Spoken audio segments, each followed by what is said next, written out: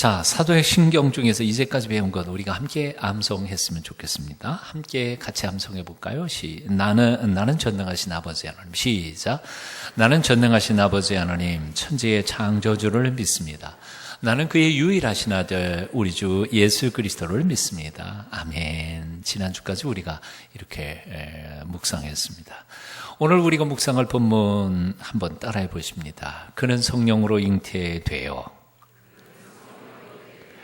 동정녀 마리아에게서 나시고, 한 번만 더 해보겠습니다. 그는 성령으로 잉태되어 동정녀 마리아에게서 나시고. 네, 우리 기독교 교리 중에서 정말 이해하기가 그리고 설명하기가 어려운 것 중에 한 가지가 바로 예수님의 양성의 신비한 조화입니다. 예수님의 양성이라는 것은 신성과 인성의 조화라는 거죠. 예수님은 100% 순수한 하나님이시고 또한 100% 순수한 사람이라는 거죠. 어렵죠? 들어보시니까 벌써 어렵잖아요. 아니 100% 하나님이면 사람은 아니어야 되고 100% 사람이면 하나님은 아니어야 되는데 어떻게 100% 하나님이시고 100% 순수한 인간일 수 있겠느냐? 이게 이해가 잘 안 되죠. 이해가 안 되기 때문에 지난 2000년 기독교 역사 속에서 이것을 인간적인 논리로 해석해 보려고 애를 무진장 많이 썼습니다. 그렇게 애를 무진장 쓴 사람마다 뭐가 됐을까요? 3단은 아니고 2단이 됐습니다. 그러니까 굉장히 어려운 부분입니다. 대표적인 2단 중에 하나가 바로 영지주의자라고 하는 사람들인데요. 그들은 이렇게 주장했습니다. 순수한 영이신 하나님이 어떻게 혈과 육을 가진 인간이 될 수 있단 말인가. 그러니까 바로 그 초대교회 때 만났던 사람들이 만났던 예수, 그분은 진짜 사람은 아니었다. 그럼 뭘까요?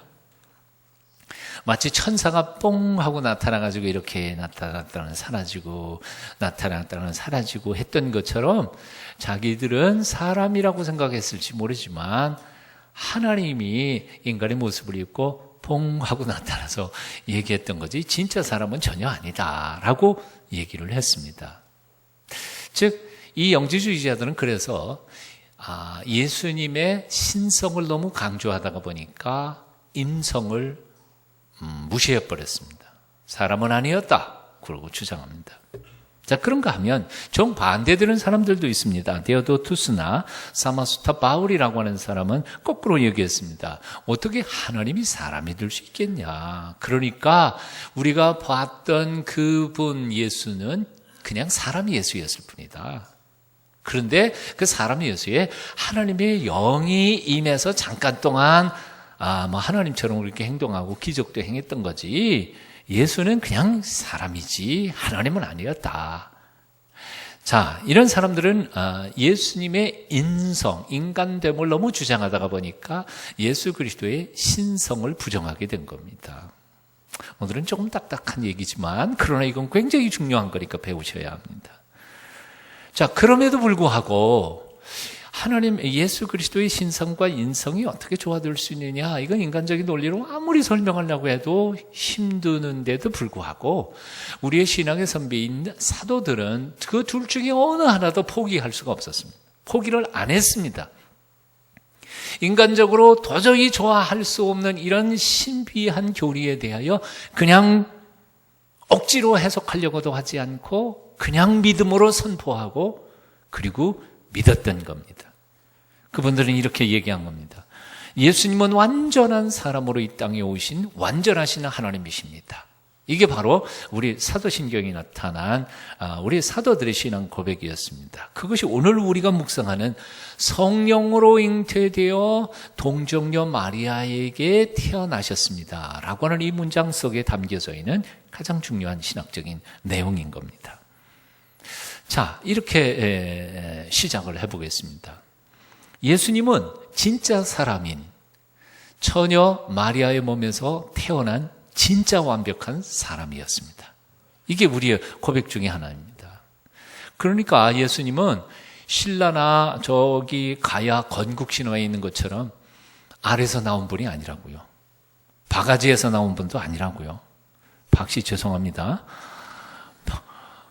또는 단군 신화에 나오는 것처럼 구름 타고 환인이 이 땅에 백두산에 내려온 그런 존재도 아니에요. 신화적 존재가 아니었단 말이에요.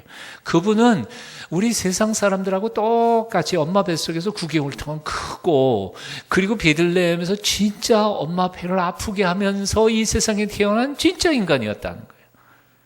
그분은 보통 사람들하고 똑같이 하루 밥 3끼를 먹어야 됐고, 못 먹으면 배가 고프셨던 분이시고요. 그 뜨거운 적도의 태양 아래 유대 땅을 걸어 다니시다가 목이 마르신 분이었고요. 밤에 잠을 주무시지 못하시면 졸리셨던 분이고, 낮잠을 주무실 수밖에 없었던 분이시라고. 그분은 채찍에 맞으면 보통 우리와 똑같이 등이 껍데기가 찢어지고 피가 나고 아프셨던 분이시고요. 그분은 손과 발을 십자가에 못 박히실 때에 통증으로 신음소리를 낼 수밖에 없었던 우리와 똑같은 인간이셨다. 옆구리를 창으로 찌르실 때 옆구리에서 피가 나오는 진짜 사람이었다는 거예요. 옆구리에서 오일이 나온 게 아니에요. 피가 나오고 물과 피가 나온 분이었어요. 그리고 그분은 바로 우리처럼 똑같이 마지막 숨을 거두시고 십자가에서 외마디 죽으셨던 분이시라는 거예요. 자, 여러분들이 이렇게 의아하게 생각할지 모르겠어요. 아니, 예수님이 이렇게 완전한 사람이라는 게 뭐 그렇게 중요하냐? 예, 중요합니다. 왜냐하면 그분이 우리와 똑같은 인간으로 33년 동안 사시면서 고통당하시고 인간으로서 당하실 아픔과 이 모든 것을, 인간의 연약함을 체험하셨던 분이시기에 우리를 온전히 아실 수 있기 때문에 그렇습니다. 사장님이 사원의 아픔을 알아요? 아시는 분도 있겠죠. 사원부터 해가지고 사장님 되셨으면 아시겠죠. 다시 또 질문해 보겠습니다. 의사 선생님이 환자의 고통을 알까요? 예, 어떤 글에 보니까 그렇더라고요. 암 전문 의가 자기가 암에 걸려가지고 아파하는 걸 하다가, 이야, 정말 이렇게 죽도록 아픈 줄 알았으면 내가 그동안 환자한테 더 잘할 걸 그랬다고. 다시 묻습니다. 주인이 종의 아픔을 알까요? 아니, 가장 결정적인 질문을 해볼까요? 창조주가 피조물의 아픔을 알까요? 여러분, 우리 예수 그리스도는요, 저 하늘 꼭대기, 멀고 먼 저 하늘 꼭대기에 보호자 딱 해놓으시고, 인간이 잘못하면 그냥 벼락 떨궈서 혼만 내시는 전제주의 국가의 제왕처럼 인간을 통치하시는 그런 초월적 하나님이 아니라는 거예요. 그분은 창조주이신데도 불구하고 피조물의 몸으로 이 땅에 오셔서 피조물처럼 당신이 아파하고 목말라하고 배신당해 억울해하고 그런 아픔을 다 겪어보시고, 심지어는 사탄에게 죄의 유혹도 받아보시고, 죄는 안 지었지만 다 겪어보신 분이라는 거지. 그래서 그분이 우리를 안다는 겁니다. 우리 인간에 대하여 하시는 게 아니라 인간을 아신다는 거예요. 인간의 아픔을 당신도 느끼신다는 거예요. 인간의 고통을 당신도 느끼신다는 거예요. 하나님이 어떻게 인간의 고통을 느낄 수 있어요? 없어요. 그런데 그분은 느끼실 수 있다. 왜? 완전한 인간으로 이 땅에 오셨던 분이시니까. 나는 너를 안다. 예수님께서 우리에게 그렇게 말씀하실 때 그거는 정말 주님이 우리를 아시는 겁니다. 믿으세요? 나에 대하여 창조주이시니까 다 그만한 지식 가지고 계신 분이니까 아시겠지. 그 정도가 아니라 내가 아픈 그 고통과 쓰라림과 배신의 고통을 그분 다 당해 보셨으니까 느끼신다는 거예요. I know about you. 나는 너에 대하여 아는 게 아니고 I know you. 너를 안다는 거예요. 박정호 씨가 부른 찬양 중에 이런 노래가 저는 너무 감동적이에요. 나의 은총을 입으니요 너를 아노라. 너의 마음을 내가 아노라. 나의 사랑을 아는 이여 함께 가노라. 내가 친히 함께 하노라. 내가 너로 편케하며 나의 모든 사람으로 너의 앞을 지나며 나의 이름으로 너를 지키리라. 나의 은총을 입으니요 나의 사랑을 아느니요 내가 너를 축복하노라. 아멘. 나의 은총을 입으니요 내가 너를 아노라. 너의 마음을 내가 아노라. 그렇게 말씀하실 때 예수님은 우리를 정말 아시는 것입니다.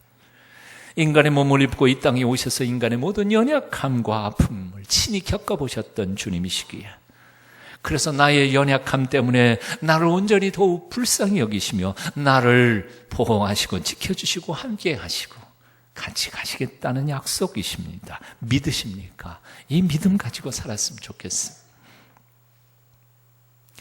예수님께서는 우리가 얼마나 연약하고 죄에 대하여 유혹에 대하여 얼마나 쉽게 넘어가는지를 잘 알고 계셨기 때문에, 그래서 십자가를 지시기 바로 직전 이 땅을 떠나기 전에 제자들에게 이렇게 약속하셨습니다. 나는 너희를 고아와 같이 내버려 두지 않겠다.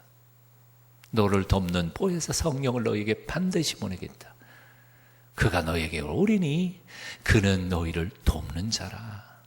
생각나게 하고 너희로 하여금 어렵고 힘들고 고통스러운 순간마다 너를 도와 너를 온전케 할 거다.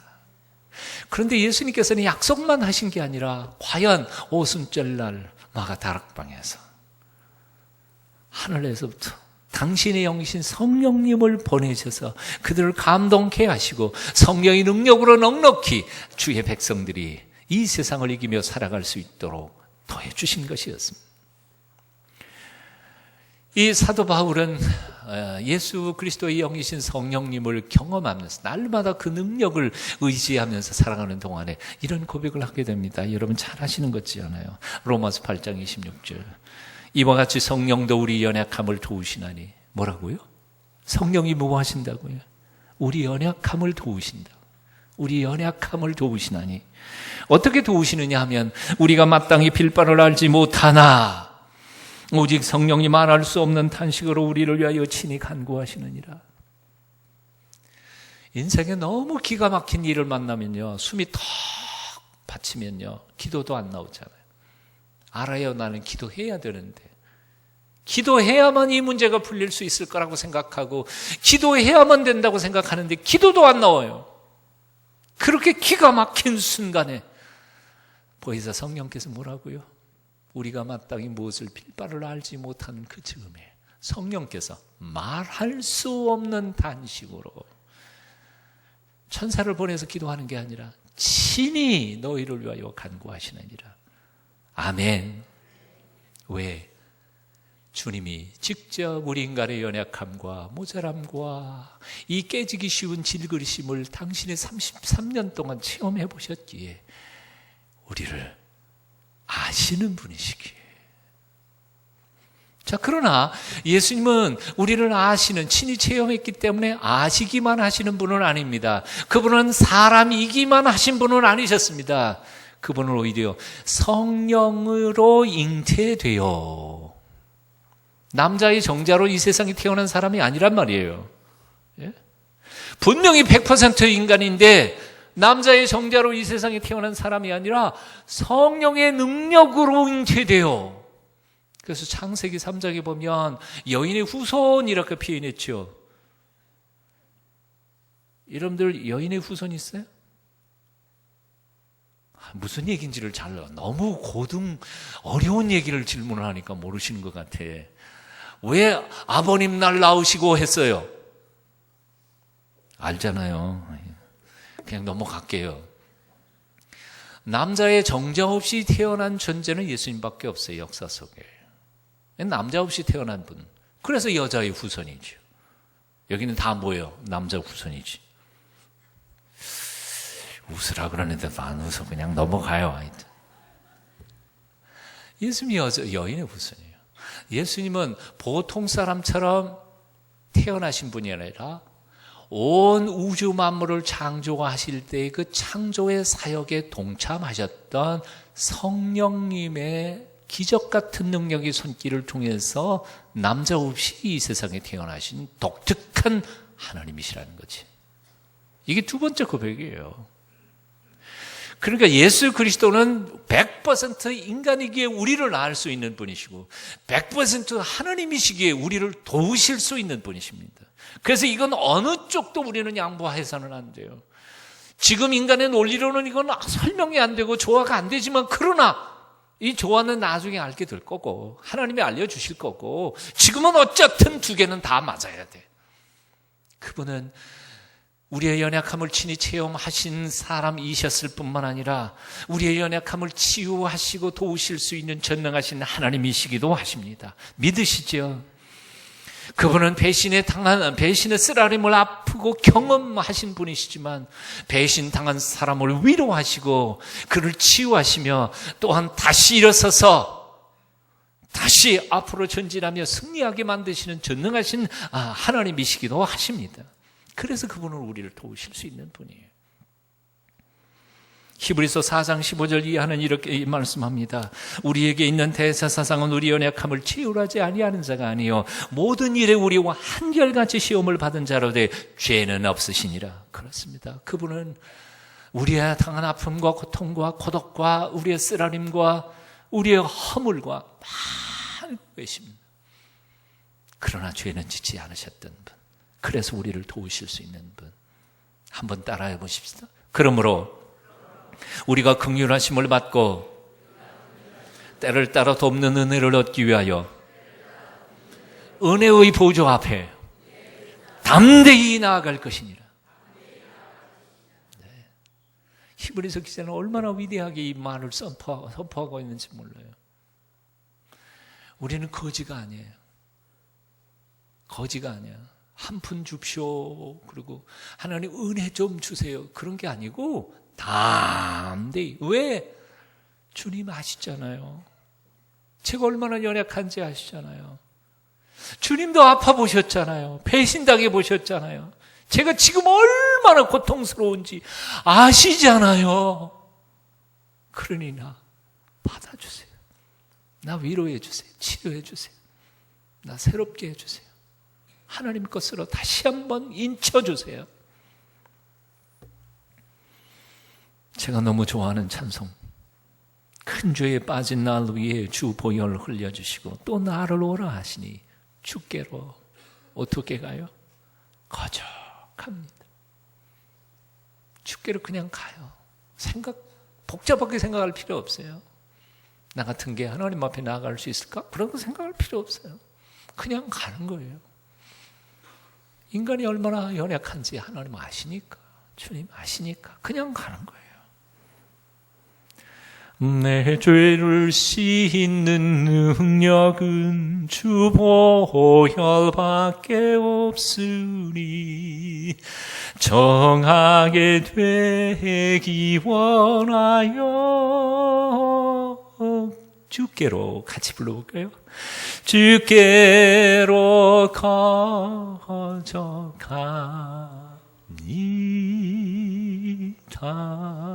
그냥 가요. 큰 죄악 씻기 원하나 내 힘이 항상 약하니 보혈의 공로 믿고서 주께로 거저갑니다. 내 죄가 심히 무거워 구하여 줄 리 없으니 내 의심 떨쳐버리고 주께로 거저갑니다. 죄 용서해 주시고 내 마음 위로하심을 항상 믿고 고마워 주께로 거저갑니다. 거저가십시오. 주께서 회복시켜 주실 겁니다. 오늘날 많은 이들이 오늘 본문을 읽으면서 처녀가 어떻게 아기를 낳는가 하고 의심합니다. 하지만 분명한 사실은 있습니다. 온 천지 우주 만물을 지으신 창조주 하나님 못하실 게 뭐가 있어요? 못할 게 뭐가 있어요? 하나님이 하시고자 하시면 하시는 거지. 참 믿음이라는 게 간단하더라고요. 제 마음속에 믿음이 안 들어왔을 때는요, 하나도 성경 한 구절도 이해가 안 됐어요. 어떻게 사람이 물 위를 걸어가? 아니, 떡 2개, 물고기 2마리, 떡 5개 가지고 5,000명을 어떻게 먹여? 말도 안 되는 소리다. 처녀가 어떻게 애를 낳아? 뭔가 쌈싱이 있었겠지. 그런데요, 이상하게 마음속에 천지를 지으신 창조주 하나님이 아버지다 하는 사실이 마음속에 믿어지니까 나머지는 그냥 복잡하게 생각할 것도 없어. 그냥 믿어져. 그래서 에베소 2장에 보니까 사도 바울은 뭐라 그랬냐면 믿음은 뭐예요? 선물이야. 하나님이 주신 선물이야. 오늘 이 아침에도 여러분 마음속에 그냥 머리로 다 계산하고 조합해가지고 그러니까 그렇구나 그렇게 생각하는 게 아니고 그냥 믿어지는 선물을 받게 되시기를 축원합니다. 믿어지는 거예요. 무슨 계산을 한다고 무슨 책을 수십 번 읽고 논리학을 공부한다고 믿어지겠어요? 그건 그렇게 믿어지는 게 아니거든요. 오늘 보면 천사의 말 앞에 마리아는 당황해서 우리처럼 묻습니다. 아니 세상에 어떻게 처녀가 애를 낳습니까? 나는 남자를 알지 못하는데. 그거에 대하여 가브리엘 천사는 대답합니다. 성령이 내게 임하시고 지극히 높으신 이의 능력이 너를 덮으시리니 이러므로 나실 바 거룩한 자는 하나님의 아들이라 일컬으리라. 보라 내 친족 엘리사벳도 늙어서 아들을 배웠느니라. 본래 수태하지 못하던 여인이 벌써 6개월이 지났느니라. 따라해 보십시오. 되죠? 하나님의 모든 말씀은 능치 못하심이 없느니라. 능치 못하심이 없느니라. 하나님의 기적에 대한 하나님의 응답이 간단합니다. 하나님이 못할 게 뭐 있냐. 며칠 전 미국 LA에서 사역을 하고 있는 아주 젊은 목사님 부부를 만났습니다. 교인을 몽땅 다 합해도 교인 숫자가 20명밖에 안 돼요. 일주일에 주일 헌금 합계가 $450 평균. $4,500 아니에요? $450. $450면 한국 돈은 얼마나요? 예, 계산 여러분들이 아세요? 저는 유치원을 안 나와서 계산 잘 못해요. 자, 그렇다고 해서 이 목사님이 무슨 대단한 돈 많은 사업가 출신이야? 그것도 아니에요. 돈도 없어요. 집 렌트비가 없어서 차압당해가지고 길거리에 쫓겨난 부부였어요. 아세요? 그런데 이 20명 교인들하고 목회하던 이 목사님이 오늘 기도하는데 하나님의 음성이 들렸어요. 야, 오병이어의 기적을 믿냐? 믿습니다. 그러면 네가 5,000명 먹여라. LA에 있는 그 노숙자들, 길거리 나가는 사람들, 배고픈 사람들 5,000명 먹여라. 예? 지금 어떻게 5,000명이면 그 음식 재료값만 해도 얼만데 우리 교회가 교인이 20명밖에 안 되는데 일주일 헌금이 450불밖에 안 돼요. 어떻게 그게 가능합니까? 주님께서 계속해서 명령하신 겁니다. 고민하다가 하나님의 명령이라고 20명 교인 앞에서 그걸 선포했습니다. 하나님이 우리 보고 5,000명 길거리 밥 먹이라 그러는데 20명 교인이 다 똑같이 미친 사람들이었습니다.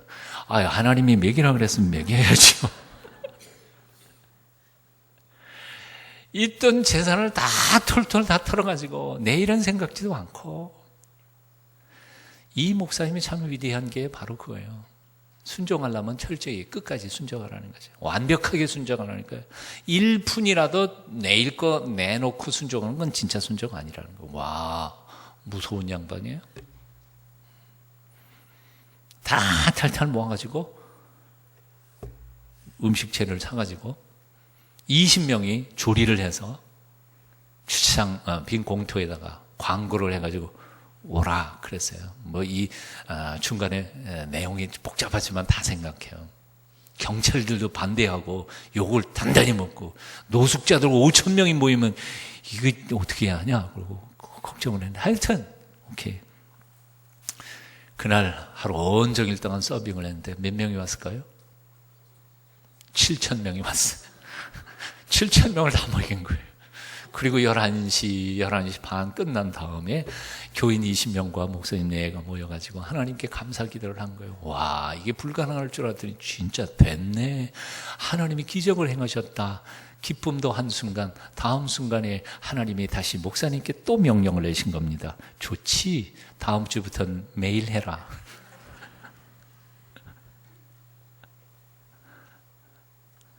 세상에 톡톡 털어가지고 다 했는데 이제 뭘 가지고 하냔 말이에요. 20명분도 없는데. 놀라운 일이 일어났어요. 그 다음 주부터 하루에 2,000명씩, 일주일에 한 번이 아니고 7일에 매일, 일주일에 7일 동안 매일 쉬는 날 없이 2,000명씩 지난 4년 동안을 계속해서 헤매긴 거예요. 2012년 식료품 값으로 150만 달러, 최소한 약 17억 원이 들어갔다고. 그것도 모자라서 매주 3만 가정에 식료품을 배달해주고 있다고. 식료품도 뭐 우유 한 개, 주스 하나, 그게 아니고, 배고프다 그러는 사람이 저기 마트에 가면은 이 카트 있잖아요. 카트 하나 들고 오면 거기다 꽉꽉 채워서 데려갈 만큼. 아파서 못 오는 사람은 차로 가서 부려주고, 거의 한 달치 식량을 부려주고 오는데, 일주일에 3만 가정을 갖다가 부어주고 온다는 거예요. 그 식품을 쌓아놓는 저 창고를 하나님 아버지께서 주신 창고라 그래서 아버지의 창고라고 하는 별명을 붙였어요. 그리고 매일 2,000명을 먹이는 그 식당 이름을 오병이어 레스토랑이라고 이름을 붙였어요. 이분들의 원칙이 있어요. 그날 받은 건 그날 깡통 한 개도 남기지 않는다. 다 나눠주는 거예요. 그럼 오늘 밤에는 텅텅 비었어. 내일 아침에 없으면 못 주고 있으면 있는 대로 들어오는 대로 주는데 한 번도 걸러본 적이 없다는 거지. 이 기적 아니에요? 우리는 기적을 2000년 전에만 기적이 일어난다고 생각하는데, 아니 지금 이 기적이 오늘날도 순종하는 자들을 통하여 이 세상에 현실적으로 나타나고 있다는 거예요. 이분들의 고백 중에서 너무 아름다운 고백이 있어요. 그게 뭐냐면, 목사님, 우리는 기적을 바라지 않습니다. 기적을 행하시는 주님만 바라볼 뿐입니다. 우리가 기적을 바랄 때에는 아무 일도 안 생깁니다. 그런데 기적을 행하시는 하나님만 바라볼 때 엄청난 일들이 일어나더라고요. 이 두 분에게서 저는 순종이라는 단어의 의미를 깨달았어요. 이 두 분의 순종에 두 가지 특징이 있어요. 첫째는 즉각적 순종이에요. 오늘 말씀하시면 오늘 행하는 거예요. 내일로도 미루지 않아요. 와, 무서운 분들이에요. 둘째로, 아까도 말씀드린 것처럼 철저한 순종이에요. 1%도 남겨놓지 않아요. 완벽한 헌신이에요. 내일 창고 문이 닫는 한에 있어도 오늘은 완벽하게. 그러니까 하나님도 무서우신가 봐. 그들에게 하나님이 행하시는 거예요. 저는요, 일주일에 4명씩 정말 이 시대에 너무너무 힘들게 살아가면서도 하나님의 기적을 경험하는 놀라운 사람들을 만나면서 저는 그냥 듣는 게 아니고 기적을 보고 살고 있습니다. 하나님 살아계신 것 믿으십니까? 하나님이 나의 형편을 아시는 것 믿으십니까? 하나님이 나 같은 사람도 도와주실 줄로 믿으십니까? 그렇다면 길은 하나밖에 없습니다. 내가 하나님을 온전히 신뢰하고 그분의 말씀 앞에 철저하게 순종할 때 나의 삶 속에도 하나님은 기적을 베풀어 주실 줄로 믿습니다. 어느 날 갑자기 처녀 마리아에게 천사가 나타났습니다. 내가 아들을 낳을 텐데 이름을 예수라고 해라. 그 얘기를 듣는 순간 그는 아마 까무러치지 않았을까 그런 생각해봐요. 얼마나 놀랄 일이에요. 처녀가 어떻게 애를 낳는단 말이에요. 정혼한 남자가 있는 처녀가 애비가 누군지도 모르는 애를 낳는다니. 2000년 전 이스라엘의 사회 분위기로 보면 돌에 맞아 죽어 마땅한 엄청난 두려운 짓이었습니다. 마리아에게 들려온 이 가브리엘의 소식은 결코 쉽게 받아들일 수 있는 이야기가 아니었습니다. 목숨과 명예가 달린 문제였습니다. 세상에 어느 누가 자기 얘기를 믿어주겠느냐 말이에요. 천사가 왔었다고. 누가 믿어요 그걸. 자기 약혼자인 요셉마저도 아마 믿지 않았을 거예요. 어쩌면 그런 평생을 수많은 사람들의 의심스러운 눈초리 속에서 사생활을 길러 키워가야 했을지도 모르는 그 위기 앞에 오늘 38절 말씀 보실까요? 마리아가 가로되 주의 계집종이오니 말씀대로 내게 이루어지이다 하며 천사가 떠나니라. 주님의 종입니다. 뭐 다른 거 할 거 없죠. 말씀대로 제게 이루어지십시오. 완전한 헌신, 죽음을 각오한 결단, 철저한 순종이었습니다. 이 순종을 통하여 하나님은 기적을 만드신 것이었습니다. 하나님의 기적은 결코 거저 생기지 않습니다. 누군가의 피눈물과 피땀 흘리는 기도와 헌신과 철저한 순종을 통해서만 하나님의 기적은 오늘날 우리에게 나타납니다. 생각해 보십시오. 우리 인간들도 소중한 거, 중요한 거, 값비싼 거 아무한테나 맡깁니까? 아니요. 난 믿을 만한 사람한테, 내가 신뢰할 수 있는 사람한테, 이 사람만큼은 하는 사람한테 내가 맡기죠. 하나님 안 그럴 것 같아요. 하나님도 당신이 믿을 만한 사람, 경건하고 거룩한 사람, 그런 사람에게 당신의 거룩한 신비의 뜻을 보이시기도 하고 가장 소중한 것들, 보물들을 맡겨주실 줄로 믿습니다. 하나밖에 없어요. 하나님 앞에 인정받는 사람들이 되시기를 축원합니다. 하나님께서 가장 소중한 것을 맡겨주실 수 있는 성숙한 그리스도인들이 되실 수 있기를 바랍니다. 하나님께서 여러분의 인생길에 기적으로 인도해 주실 줄로 믿습니다. 기도하겠습니다. 하늘 보좌를 떠나 이 땅에 사람 되어 오신 주님, 우리도 더 낮은 것을 찾아 내려가면서 주님의 사랑을 실천하는 하나님의 사람들 되게 하여 주시옵소서. 오늘도 우리의 고통과 신음소리를 아시는 주님, 담대하게 주님 앞에 나아갈 때마다 우리를 치유하여 주시고 새롭게 하시고 하나님의 것으로 써 주시옵소서. 예수님 이름으로 기도합니다.